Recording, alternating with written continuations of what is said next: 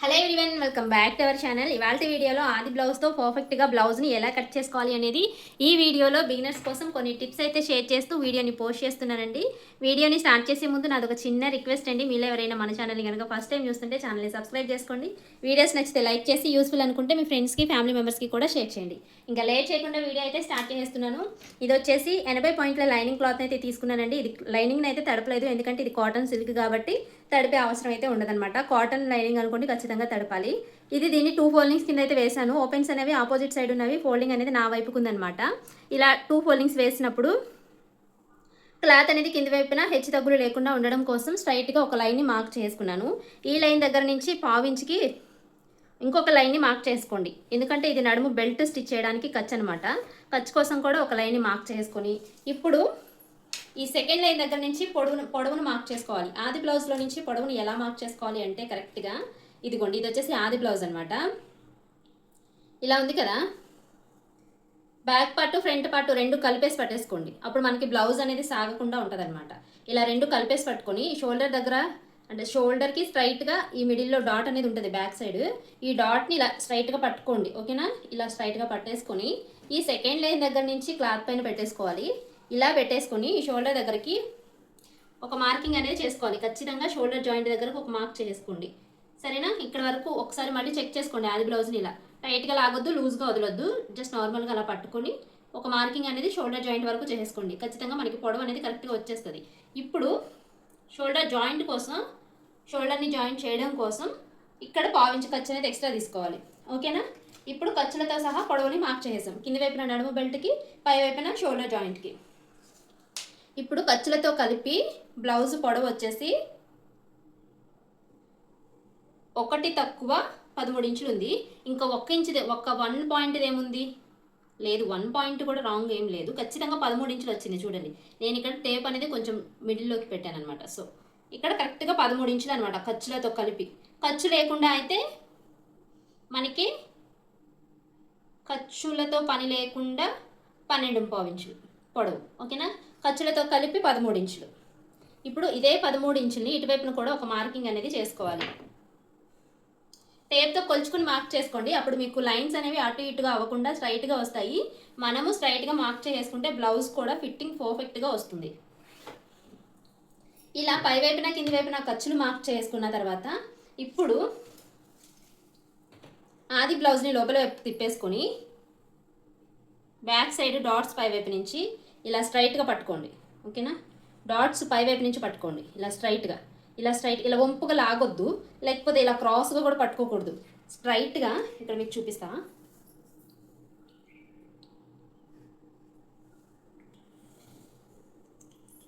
ఈ లైన్ పైన ఫోల్డ్ చేసి పట్టుకోవాలి, ఓకేనా. ఇలా స్ట్రైట్గా ఈ లైన్ పైన ఫోల్డ్ చేసి పట్టుకోవాలి. ఇక్కడ ఈ చూసారా, ఈ రెండు సైడ్ కుట్లు అనేవి ఒకే దగ్గరికి రావాలి. ఈ డాట్స్ అనేవి లోపలికి పోవాలి. ఇలా పెట్టేసుకున్న తర్వాత క్లాత్ పైన ఇలా పెట్టేసుకొని ఈ సైడ్ జాయింట్స్ వైపు ఫస్ట్ కుట్టు దగ్గరికి ఒక మార్కింగ్ అనేది పెట్టేసుకోండి. ఇప్పుడు మనకి బ్లౌజ్లో లూజ్ అనేది తెలిసిపోతుంది.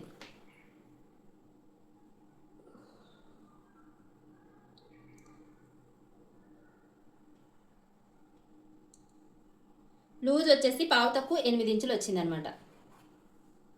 ఇదే పావు తక్కువ 8 ఇంచులు ఇటువైపును కూడా మార్క్ చేసుకుందాము.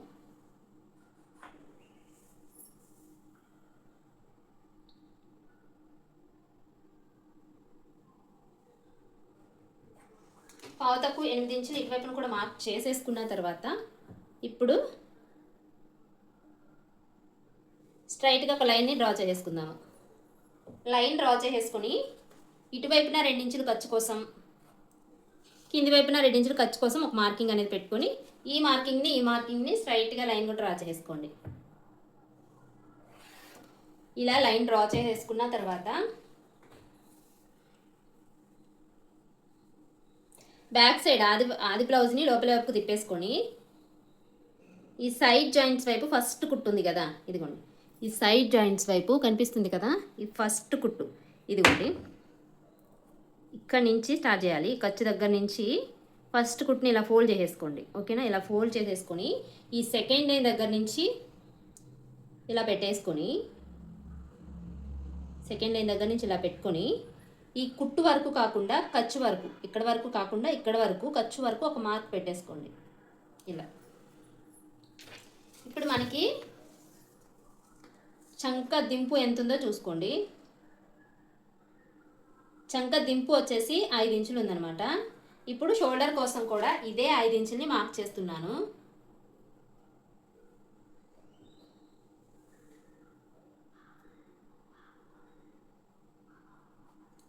ఇక్కడి నుంచి ఇక్కడ వరకు, ఇక్కడి నుంచి ఇక్కడ వరకు 5 ఇంచులు అనేది కరెక్ట్గా లైన్ డ్రా చేసుకోండి. పై వైపు నుంచి కూడా 5 ఇంచులకి ఒక మార్కింగ్ అనేది చేసేసుకుంటున్నాను.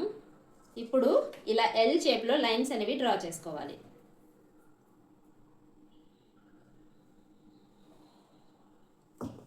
ఇలా ఎల్ షేప్లో లైన్స్ అనేవి డ్రా చేసుకొని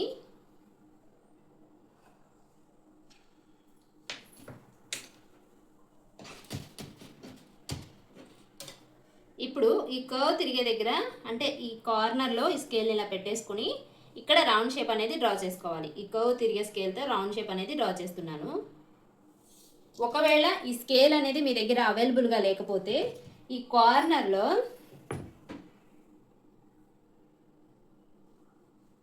కార్నర్లో వచ్చేసి ఎంత పెట్టి మార్క్ చేసుకోవాలి? 1 ఇంచ్.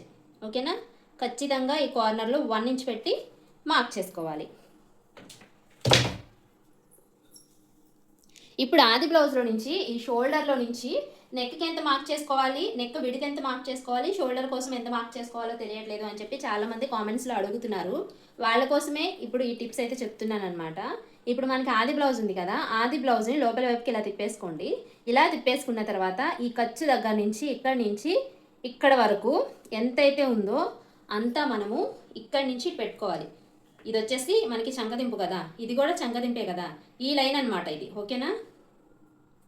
ఇప్పుడు ఇక్కడ పెట్టేసుకోండి, ఖర్చుతో సహా ఈ లైన్ దగ్గర పెట్టేసుకొని ఇలా పెట్టేసుకొని మీకు వీడియోలో చూపిస్తున్నట్లుగా ఇక్కడ ఒక మార్క్ చేసుకోండి. ఓకేనా? ఇక్కడ ఒక మార్క్ చేసుకొని మనకి మెడ కుట్టేసరికి ఇక్కడికి వెళ్ళింది అంటే ఒక 1/4 ఇంచ్ యువతల వైపుకి ఖర్చు అనేది తీసుకోవాలి. ఓకేనా? అప్పుడు మనకి నెక్ విడితో వచ్చేసి ఇంత ఉంటుంది, షోల్డర్ విడితో వచ్చేసి ఇంత ఉంటుంది అనమాట. ఓకేనా? ఆది బ్లౌజ్లో నుంచి అయితే ఇలా మార్క్ చేసుకోండి. ఇప్పుడు నెక్ లెంత్ మార్క్ చేసుకోవడానికి ఆది బ్లౌజ్ని మిడిల్లోకి ఇలా ఫోల్డ్ చేసేసుకొని నార్మల్ వైపు తిప్పేసి సెకండ్ లైన్ దగ్గర నుంచి ఇదిగోండి, సెకండ్ లైన్ దగ్గర నుంచి ఇక్కడికి ఒక మార్క్ చేసుకోవాలి.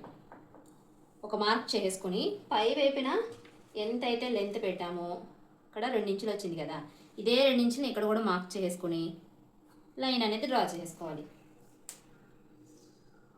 నెక్ డీప్ వచ్చేసి 8 ఇంచులు ఈ బ్లౌజ్కి.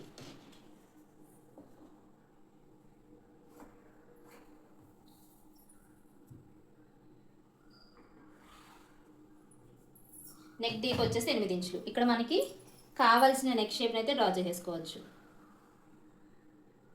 ఇలా. ఓకేనా? మనకి ఏ షేప్ కావాలంటే ఆ షేప్ ఇలాగా డ్రా చేసేసుకోవచ్చు నెక్ డీప్ని బట్టి. ఓకేనా? ఇక్కడ నేను నెక్ షేప్ నార్మల్గా మీకు చూపించడానికి మార్క్ చేసా కానీ ఇక్కడ కట్ చేయట్లేదు. నేను దీనికి వేరే నెక్ అయితే డిజైన్ చేయాలి, అది నేను ప్యాచ్ వర్క్ చేయాలన్నమాట. ప్యాచ్ వర్క్ చేయాలి కాబట్టి నేను స్టిచ్ చేసేటప్పుడు ఈ నెక్స్ ఎలా కట్ చేసి స్టిచ్ చేస్తాను అనేది మీకు క్లియర్గా ఎక్స్ప్లెయిన్ చేస్తాను. ఇప్పుడైతే బ్యాక్ పార్ట్ని మార్క్ చేసుకునే విధంగా కట్ చేసుకుందాము. మార్క్ చేసుకున్న విధంగా కట్ చేసుకునే ముందు మనకి ఈ ఆర్మ్ రౌండ్ లూజ్ అనేది అంటే కరెక్ట్గా వచ్చిందో లేదో ఒక్కసారి చెక్ చేసుకుందాము. ఒకవేళ కరెక్ట్గా మ్యాచ్ అవ్వకపోతే మార్పులు చేసుకోవాలి. అది ఎలా మార్చుకోవాలి అనేది కూడా చూపిస్తాను. మనకి షోల్డర్ జాయింట్ అనేది ఆది బ్లౌజ్లో చేసేసి ఉంటుంది కాబట్టి ఇక్కడ ఈ సెకండ్ లైన్ దగ్గర నుంచి మాత్రమే చెక్ చేసుకోవాలి.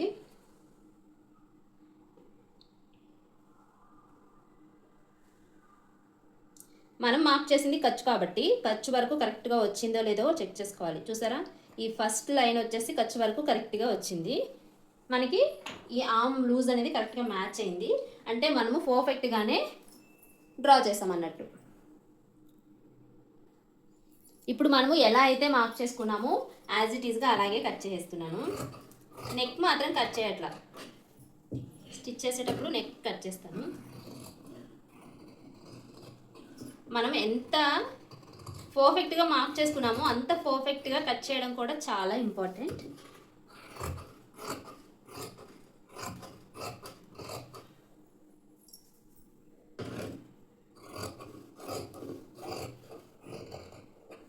ఓకేనా.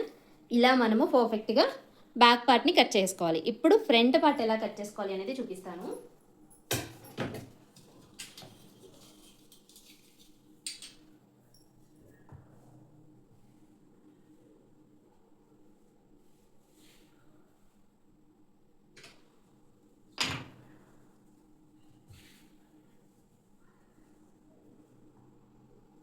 ఎప్పుడైనా సరే మనము హ్యాండ్స్ కట్ చేసుకోవాలి ఫస్ట్.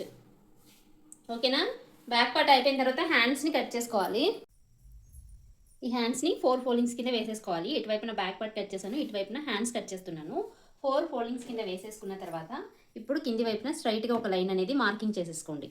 ఇలా స్ట్రైట్గా లైన్ అనేది మార్కింగ్ చేసేసుకొని ఇప్పుడు హెమ్మింగ్ కోసమైనా లేకపోతే పైపింగ్ కోసమైనా లేకపోతే మీకు మిషన్ కుట్ అయినా ఏదైనా సరే మీకు ఇక్కడ ఖర్చుని ఒక 1/2 ఇంచ్ కానీ 1/4 ఇంచ్ కానీ లేదా హెమ్మింగ్ అయితే 1 ఇంచ్ని ఇక్కడ మార్కింగ్ అనేది చేసుకోండి. ఇప్పుడు మార్కింగ్ చేసుకున్న తర్వాత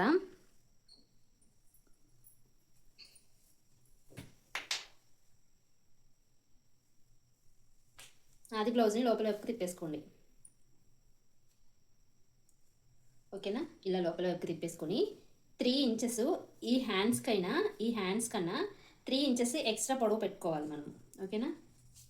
పొడవు ఎక్కువ కావాలి, ఎల్బో వరకు అన్నారు, 3 ఇంచెస్ ఎక్స్ట్రా అనమాట. ఇది వచ్చేసి ఎక్స్ట్రా మార్కింగ్ పొడవు. ఓకేనా.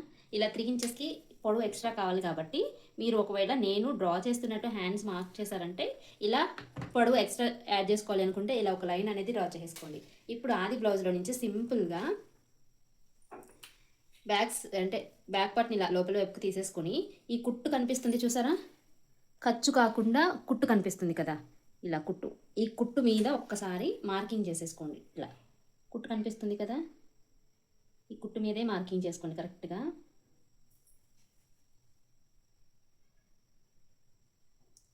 ఇలా ఈ కుట్టు ఎక్కడ వరకు అయితే ఉందో అక్కడ వరకు ఇలా మార్కింగ్ చేసేసుకోండి ఇలా. ఓకేనా.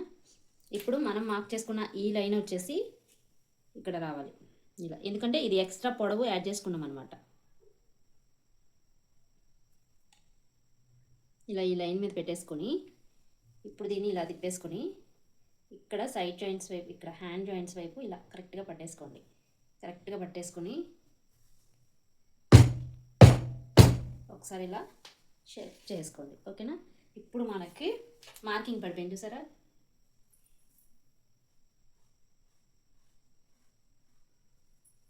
ఇది మార్కింగ్ అనమాట. ఇప్పుడు మనకి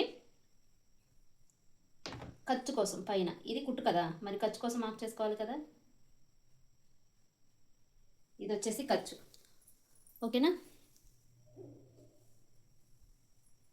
ఇది వచ్చేసి ఖర్చు అనమాట. ఇప్పుడు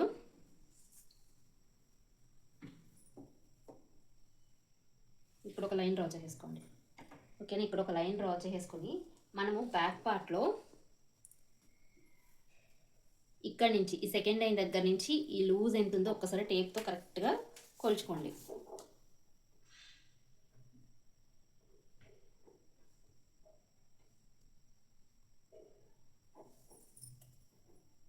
ఇదిగోండి, పావు తక్కువ 7 ఇంచులు వచ్చింది మనకి కూడా.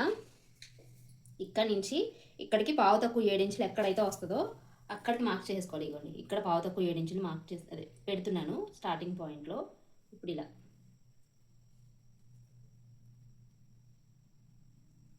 ఇలా. ఓకేనా. ఇక్కడికి అనమాట.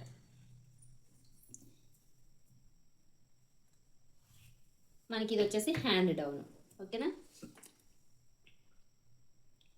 హ్యాండ్ డౌన్ వచ్చేసి 3 ఇంచులు ఉంది, అంటే ఒక గీత అటు ఇటుగా. ఓకేనా. అంటే మనం కరెక్ట్గా 3 ఇంచులు తీసుకుంటే సరిపోతుంది. ఒక్క గీతకి అటు ఇటుగా ఉన్నప్పుడు మనం కరెక్ట్గా మార్క్ చేసుకోవాలి. హ్యాండ్ డౌన్ వచ్చేసి 3 ఇంచులు అనమాట. ఇప్పుడు మనము పై వైపున ఇలా 1 ఇంచ్ మార్క్ చేసుకోండి. నేను ఈ మెథడ్లో డ్రా చేస్తాను. ఈ మెథడ్లో పర్ఫెక్ట్గా వచ్చిందా లేదా అనేది మీకు చూపించడం కోసం ఈ మార్కింగ్ అయితే చేస్తున్నా. ఇలా ఇంకా హ్యాండ్ షేప్ని డ్రా చేసుకోవడమే. అర్థమైందా. ఇప్పుడు హ్యాండ్ షేప్ని డ్రా చేసుకున్న తర్వాత ఇటువైపు నుంచి ఖర్చు కోసం 2 ఇంచులు మార్క్ చేసుకోండి. ఇప్పుడు ఇక్కడ లూజ్ ఎంత వచ్చింది, ఇక్కడ లూజ్ని మార్క్ చేసుకోండి. ఇప్పుడు ఇక్కడ పావు తక్కువ 5 ఇంచులు వచ్చింది కదా, ఇక్కడ 4.5 ఇంచులు మార్క్ చేద్దాం. అంటే ఒక పావు ఇంచు తగ్గించేసి 4.5 ఇంచులకి మార్కింగ్ అనేది చేసేద్దాం. ఇలా మార్కింగ్ చేసేసుకొని ఇప్పుడు హ్యాండ్ షేప్ అనేది డ్రా చేసుకున్నాం కదా, కట్ చేసుకోవాలి.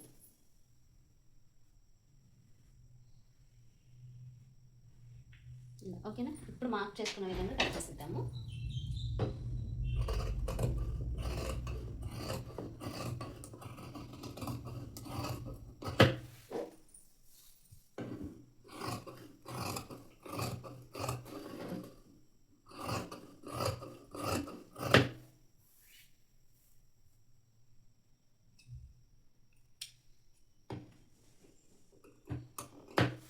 ఇలా కట్ చేసుకున్న తర్వాత ఇటువైపున హ్యాండ్స్ కట్ చేశాను, ఇటువైపున బ్యాక్ పార్ట్ కట్ చేశాను.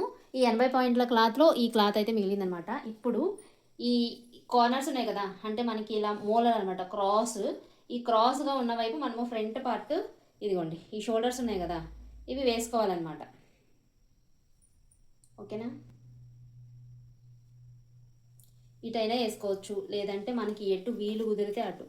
ఇలా ఉన్నాయి కదా, ఇలా ఉంది కదా, లేకపోతే ఈ కార్నర్స్లో అయినా వేసుకోవచ్చు. ఇలా మనకి వీలు కుదిరిన దాన్ని బట్టి మనము ఇవి మేనేజ్ చేసుకోవాలి.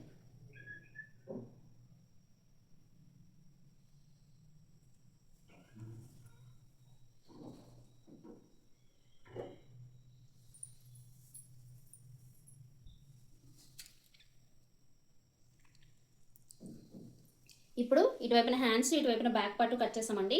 ఇది మిగిలిన క్లాత్ అనమాట. మిగిలిన క్లాత్ పైన ఈ కార్నర్స్ అనేవి ఈ మూలగా షోల్డర్ అనేది ఉండాలి. ఇదిగోండి ఈ షోల్డర్ వచ్చేసి ఈ మూలగా ఉండాలి. ఓకేనా, ఇలా కింది వైపున క్లాత్ అనేది స్ట్రైట్గా ఉందో లేదో చెక్ చేసుకొని ఇలా బ్యాక్ పార్ట్ని క్రాస్గా వేసేసుకోండి. క్రాస్గా వేసేసుకొని ఒక్కసారి ట్యాప్ చేసుకోండి.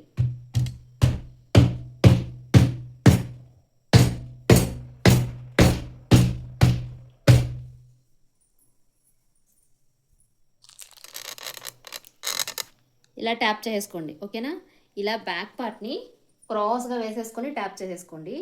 ఇప్పుడు మనకి బ్యాక్ పార్ట్ యాజ్ ఇట్ ఈస్గా ఎలా అయితే మార్క్ చేసుకున్నామో అలా పడిపోతుంది అనమాట. మనం ఆల్రెడీ ఇది బ్యాక్ పార్ట్లో రౌండ్ షేప్ అయితే డ్రా చేసుకున్నాం కదా, దీనికన్నా ఒక 1/4 ఇంచు లోపలికి ఇక్కడ ఫ్రంట్ పార్ట్లో లోతు అనేది డ్రా చేసుకోవాలి. ఇలా డ్రా చేసుకుంటే మనకి చంకల్లో ముడతలు అనేవి రాకుండా పర్ఫెక్ట్గా వస్తుందన్నమాట. ఇలా 1/4 ఇంచు సరిపోతుంది. 1/4 ఇంచు లోతు ఇలా తీసేసుకోండి. ఇప్పుడు ఆది బ్లౌజ్ని పైవైపుకి తిప్పేసుకొని ఇది హుక్స్ల పట్టీ వైపు నెక్ అనేది డ్రా చేస్తున్నా కాబట్టి హుక్స్ల పట్టీని లోపల వైపుకు ఫోల్డ్ చేసుకోండి. అంటే కాజా ఉన్న వరకు మాత్రమే పెట్టుకోండి, కాజా పక్కన ఫోల్డింగ్ చేసేసుకోండి లోపలికి. ఓకేనా, ఇలా వీడియోలో చూపిస్తున్నట్లుగా నెక్ పొడవుని మార్క్ చేసుకొని ఒక మార్కింగ్ పెట్టుకోండి. నెక్ పొడవు వచ్చేసి 5 ఇంచులు ఉందన్నమాట. 5 ఇంచులకి ఈ విధంగా డ్రా చేసుకొని ఇక్కడ మీకు రౌండ్ నెక్ అయితే ఇలా రౌండ్ షేప్ అయితే డ్రా చేసుకోండి. రౌండ్ షేప్ డ్రా చేసుకొని ఇప్పుడు మనము ఫ్రంట్ పార్ట్లో పొడవుని ఎలా తెలుసుకోవాలి అనేది క్లియర్గా ఎక్స్ప్లెయిన్ చేస్తాను. వీడియోని స్కిప్ చేయకుండా చూడండి. ఆది బ్లౌజ్ని లోపల వైపుకి తిప్పుకొని షోల్డర్ దగ్గర నుంచి మెయిన్ డాట్కి మిడిల్లోకి ఇలా ఫోల్డ్ చేసుకోండి.